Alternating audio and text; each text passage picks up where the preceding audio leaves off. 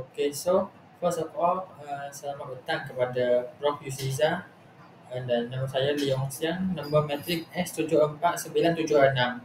So hari ini saya akan membentanglah tentang pasal talent management. Okay, so first, what is talent management? Talent management is the process of attracting, developing, motivating, and retaining top talents.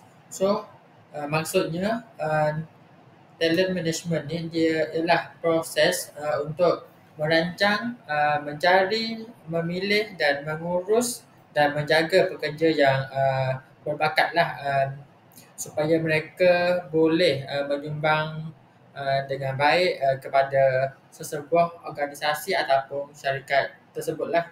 So dalam bahasa yang mudah nak faham, talent management ni dia ialah cara ataupun langkah syarikat untuk mencari pekerja yang bagus dan boleh membangunkan skill mereka yang sedia ada lah, dan memastikan mereka boleh kekal lama dalam syarikat itulah. Okay, so next adalah talent management process. So, talent management ni dia ada terdapat banyaklah proses seperti yang boleh kita lihat di dalam slide ni. So, yang pertama adalah planning. So, yang kedua adalah attracting. Yang nombor tiga ialah developing. Yang keempat ialah retaining. Yang kelima ialah transitioning.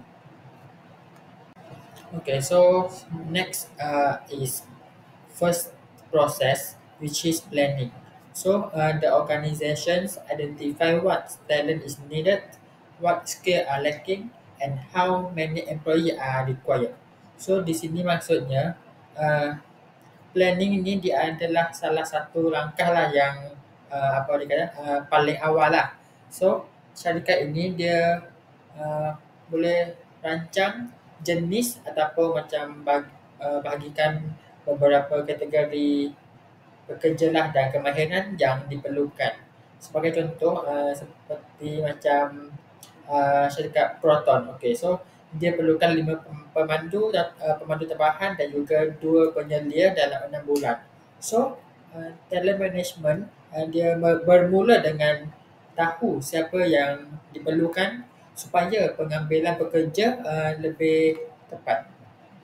Okay, next is second process, which is attracting. So the company work to attract and find talented people to fill the identified roles. So maksud di sini attracting ni dia macam menarik bakat lah. Okay, so syarikat saya ambil contoh yang tadi kan.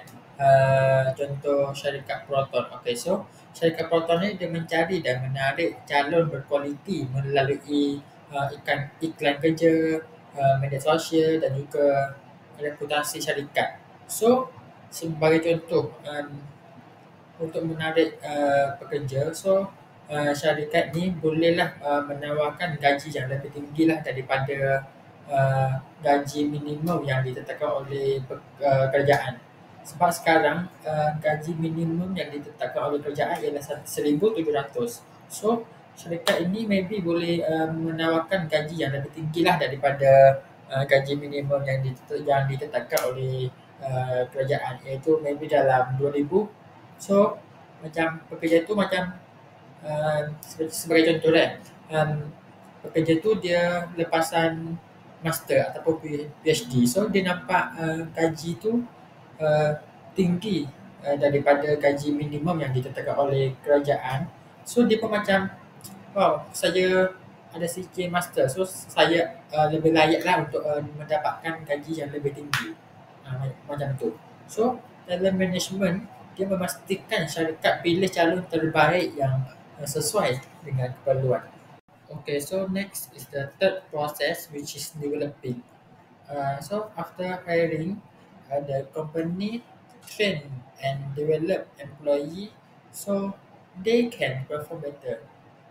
So maksud di sini macam so selepas pekerja masuk syarikat Proton itu, so syarikat bolehlah melatih mereka dan memberi peluang berkembanglah. Sebagai contoh macam syarikat Proton bolehlah macam memberikan latihan kemahiran ataupun coaching khusus ataupun mentoring. So di sini uh, apabila Proton membawa pekerja tu untuk ke latihan kemahiran di dalam negara ataupun di luar negara. So ini akan macam dapat membangunkanlah bakat-bakat yang sedia ada daripada pekerja itu.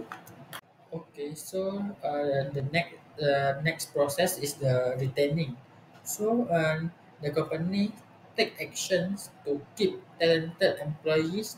So they won't leave that company lah. Maksud di sini retaining ini dimaksudkan menjaga ataupun kekalkan bakat pekerja lah. So syarikat haruslah buat strategi untuk pastikan pekerja yang berbakat boleh kekal lama lah di syarikat tersebut. So macam sebagai contoh, syarikat bolehlah macam bagi ganjaran ataupun kenaikan pangkat, kenaikan gaji ataupun suasana kerja yang positif ataupun bagi macam CJ perhargaan semasa pekerja pergi ke kursus ke latihan kemahiran ke. So ini bolehlah supaya pekerja tu boleh kekal lebih lama lah di syarikat itu. So di sini talent management sangat penting lah supaya pekerja tidak berhenti dan berpindah ke tempat yang lain. Okay, so last but not least, the last process, which is transitioning. So this is about managing changes in employee roles, either moving up, moving to a different department, or exiting the company. Okay, so di sini maksudnya the transitioning dia bermaksud beralihan ataupun pemindahan lah. So ini ialah mengurus perubahan kerjaya seperti promosi, pertukaran jabatan ataupun persaraan lah. So sebagai contoh, pekerja yang bagus dia dapat dipindahkan ke role yang lebih tinggi ataupun lebih sesuai lah. So talent management di sini dia dapat pastikan pekerja dipindahkan dengan teratur dan memberi nilai maksimum lah kepada pekerja itu. Okay, so that's all for me. Thank you.